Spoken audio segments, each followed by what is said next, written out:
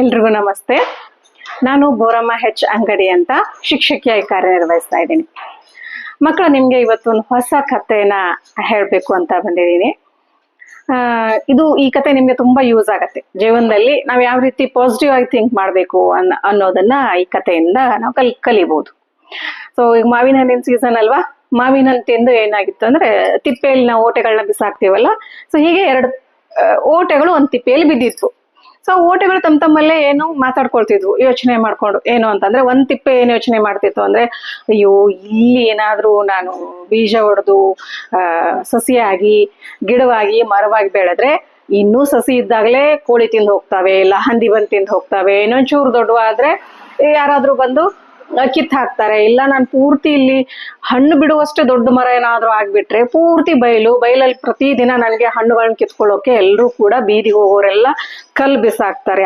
ನೋವು ಯಾಕೆ ಬೇಕು ನನಗೆ ಅಂತ ಹೇಳಿ, ಸೊ ಈ ರೀತಿ ಹೆಜ್ಜೆಜ್ಜೆಗೂ ಕೂಡ ನೆಗೆಟಿವ್ ಆಗಿ ಥಿಂಕ್ ಮಾಡಿ ಅದು ಸಸಿ ಹೊಡಿಲೇ ಇಲ್ಲ, ಸೊ ಫಲ ಬಿಡಲೇ ಇಲ್ಲ. ಆ ಓಟೆ ಏನಾಯ್ತು, ತಿಪ್ಪೆಯಲ್ಲಿ ಹಾಗೆ ಸತ್ತು ಹೋಗ್ಬಿಡ್ತು. ಬಟ್ ಇನ್ನೊಂದು ಓಟೆ ಈ ರೀತಿ ನೆಗೆಟಿವ್ ಆಗಿ ಥಿಂಕ್ ಮಾಡ್ಲಿಲ್ಲ. ಸೊ ನಾನು ಇಲ್ಲಿ ತಿಪ್ಪೆಯಲ್ಲಿ ತುಂಬಾ ಚೆನ್ನಾಗಿ ಗೊಬ್ಬರ ಇದೆ, ಸೊ ತುಂಬಾ ಫಾಸ್ಟ್ ಆಗಿ ನಾನು ಬೆಳಿಬಹುದು. ಬೆಳೆದ್ಮೇಲೆ ನಾನು ನೋಡಿ ಬೈಲಿದೆ, ಎಲ್ರಿಗೂ ನೆರಳು ಕೊಡ್ಬೋದು, ಸೊ ಮಕ್ಕಳಿಗೆಲ್ಲ ಆಟ ಆಡೋದಕ್ಕೆ ಒಳ್ಳೆ ಜಾಗ ಕೊಡ್ಬೋದು. ಸೊ ಅವಾಗ ಈ ತಿಪ್ಪೆ ಎಲ್ಲ ಕ್ಲೀನ್ ಮಾಡಿ ನನ್ನ ನೆರಳಿನ ಅಡಿಯಲ್ಲಿ ಮಕ್ಕಳಿಗೆ ಆಟ ಮಾಡೋದಕ್ಕೆ ಸ್ವಚ್ಛವಾದ ಜಾಗ ಮಾಡಿಕೊಡ್ತಾರೆ. ಸೊ ಇದು ಜಾಗದ ಸೀನೆ ಚೇಂಜ್ ಆಗತ್ತೆ ಅಂತ ಆ ರೀತಿ ಅದು ಏನ್ ಮಾಡ್ತಾ ಓಟೆ ಸಕಾರಾತ್ಮಕವಾಗಿ ಯೋಚನೆ ಮಾಡ್ತು. ಸೊ ಯೋಚನೆ ಮಾಡಿ ಏನ್ ಮಾಡ್ತು, ಸಸಿ ಬಿಡ್ತು.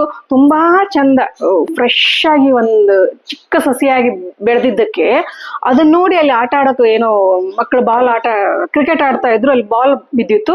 ಅದನ್ನ ತೆಗೆದುಕೊಂಡು ಹೋಗಕ್ ಬಂದಂತ ಒಬ್ಬ ಪಂಚಾಯಿತಿ ಮೆಂಬರ್ ಮಗ, ಸೊ ಎಷ್ಟು ಚಂದ ಇದೆ ಈ ಸಸಿ, ಎಷ್ಟು ಫ್ರೆಶ್ ಆಗಿದೆ ಅಂತ ಹೇಳಿ ಅದನ್ನ ನೋಡಿ ಬಿಟ್ಟು ಹೋಗಕ್ಕೆ ಮನ್ಸಿಲ್ಲ.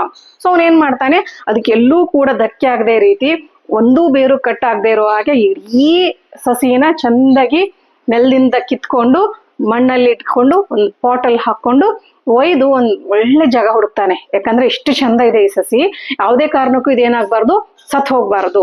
ನೀಟಾಗಿ ಇದನ್ನ ನೆಟ್ರೆ ಇದು ಒಳ್ಳೆ ಮರ ಆಗತ್ತೆ, ಒಳ್ಳೆ ಜಾತಿ ಮಾವಿನ ಹಣ್ಣು ಕೊಡತ್ತೆ ಅಂತ. ಯಾಕಂದ್ರೆ ಬೆಳೆಯುವ ಸಿರಿ ಮೊಳಕೆಯಲ್ಲಿ ಅಂತ ನೋಡ್ತೀವಲ್ವ ನಾವು, ಈ ಸಸಿನೇ ಇಷ್ಟು ಚಂದ ಇದೆ, ಸೊ ಇದು ಎಷ್ಟು ಚಂದ ದೊಡ್ಡ ಮರ ಆಗ್ಬಹುದು, ಎಷ್ಟು ಒಳ್ಳೆ ಹಣ್ಣುಗಳನ್ನ ಕೊಡ್ಬಹುದು ಅಂತ ಯೋಚನೆ ಮಾಡಿ ಅವನೇನ್ ಮಾಡ್ದ, ಪಂಚಾಯತಿ ಮುಂದಿನ ಒಂದು ಕಟ್ಟೆ, ಸೊ ಅಲ್ಲಿ ಎಡಗಡೆ ಒಂದು ದೊಡ್ಡ ಆಟದ ಮೈದಾನ ಇರುತ್ತೆ, ಬಲಗಡೆ ಒಂದು ದೊಡ್ಡ ದೇವಸ್ಥಾನ ಇರುತ್ತೆ, ಎದುರುಗಡೆ ಪಂಚಾಯತಿ ಇರುತ್ತೆ. ಅಂತ ಒಂದು ಮಧ್ಯದ ಜಾಗದಲ್ಲಿ ಹೋಗಿ ಆ ಪಂಚಾಯತಿ ಕಟ್ಟೆ ಮೇಲೆ ಆ ಮಾವಿನ ಸಸಿನ ನೆಟ್ಬಿಡ್ತಾನೆ.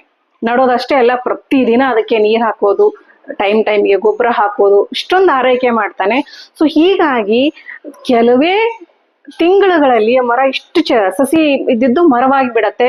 2 ವರ್ಷಗಳಲ್ಲಿ ಹಣ್ಣು ಕೊಡೋದಕ್ಕೂ ಕೂಡ ಶುರು ಮಾಡತ್ತೆ. ಸೊ ಅವಾಗ ಆ ಹಣ್ಣಿಗೆ ಯಾರಿಗೂ ಕೂಡ ಏನೋ ಆ ಮರಕ್ಕೆ ಕಲ್ಲು ಒಗೆದು ಹಣ್ಣನ್ನ ಕಿತ್ಕೊಳ್ಳೋ ಹಾಗಿಲ್ಲ ಅಂತ ಕಂಡೀಷನ್ ಹಾಕ್ತಾರೆ. ಯಾಕಂದ್ರೆ ಅದು ಮೇನ್ ಏರಿಯಾ, ಒಂದ್ ಕಡೆ ದೇವಸ್ಥಾನ, ಆಟದ ಮೈದಾನ ಮತ್ತು ದೇವಸ್ಥಾನದ ಮುಂದೆ ಇರೋ ಜಾಗ ಅಲ್ವಾ, 24 ಗಂಟೆ ಯಾರಾದ್ರೂ ಇರ್ತಾರೆ. ಸೊ ಹೀಗಾಗಿ ಈ ಪುಂಡರೆಲ್ಲ ಕಲ್ಲು ಬಿಸಾಕೋದಕ್ಕೆ ಅಲ್ಲಿ ಅವಕಾಶನೇ ಇಲ್ಲ. ಸೊ ಒಳ್ಳೆ CC ಕ್ಯಾಮ್ರಾ ಏರಿಯಾದಲ್ಲಿ ಇದ್ದಂಗಿರುತ್ತೆ. ಸೊ ಹೀಗಾಗಿ ಯಾರು ಕೂಡ ಆ ಮರಕ್ಕೆ ಕಲ್ಲು ಬಿಸಾಕೋದಿಲ್ಲ. ಸೊ ಇದು ಹಣ್ಣೆಲ್ಲ ಫಲವತ್ತಾದ್ಮೇಲೆ ಒಬ್ರು ಇಳಿಸ್ಕೊಂಡು ಎಲ್ರು ಕೂಡ ಇಡೀ ಊರಿಗೆ ಹಂಚ್ತಿರ್ತಾರೆ. ಯಾಕಂದ್ರೆ ಅಷ್ಟು ಫೇಮಸ್ ಮರ ಅದು. ದೇವಸ್ಥಾನದ ಹತ್ರದ ಮಾವಿನ ಮರ ಅಂತಂದ್ರೆ ಫುಲ್ ಫೇಮಸ್, ಅದ್ರ ಹಣ್ಣು ಅಷ್ಟು ರುಚಿ ಇರ್ತವೆ ಅಂತ ಇಡೀ ಊರಿನ ಜನ ಕಾದು ಕೊಟ್ಟ ಮೇಲೆ ಒಂದೊಂದು ಹಣ್ಣನ್ನ ಟೇಸ್ಟ್ ನೋಡ್ತಿರ್ತಾರೆ. ಸೊ ಆ ಮರನ ತುಂಬಾ ಚೆನ್ನಾಗಿ ನೆನೆಸ್ತಾರೆ, ಎಷ್ಟು ಒಳ್ಳೆ ಹಣ್ಣು ಕೊಡ್ತಕ್ಕಂಥ ಮರ ಇದು ನಮ್ಮ ಊರಿಗೇನೆ ಹೆಮ್ಮೆ ಅಂತ ಹೇಳಿ ಪ್ರತಿದಿನ ಅದನ್ನ ಹೊಗಳ್ಕೊಂಡು ಆ ಹಣ್ಣುಗಳನ್ನ ತಿಂತಿರ್ತಾರೆ. ಸೊ ಇದು ನೋಡಿ, ಆ ಮರ ಓಟೆ ಇರುವಾಗ್ಲೇನೆ ಪಾಸಿಟಿವ್ ಆಗಿ ಥಿಂಕ್ ಮಾಡಿದ್ದಕ್ಕೆ ಇವತ್ತು ಅಷ್ಟು ಗೌರವವನ್ನ, ಅಷ್ಟು ನೆಮ್ಮದಿಯನ್ನ ಸಾಧಿಸ್ತು. ಹಾಗೆ ನಾವು ಕೂಡ ಸಕಾರಾತ್ಮಕವಾಗಿ ಯೋಚನೆ ಮಾಡಿದ್ರೆ ಆರಂಭದಲ್ಲಿ ಕಷ್ಟಗಳು ಬಂದ್ರು ಕೂಡ ನಂತರದಲ್ಲಿ ನಾವು ಖಂಡಿತ ಉತ್ತಮ ಸ್ಥಾನವನ್ನ ಪಡಿತೀವಿ ಅನ್ನೋದಕ್ಕೆ ಈ ಮಾವಿನ ಮರನೇ ಸಾಕ್ಷಿ.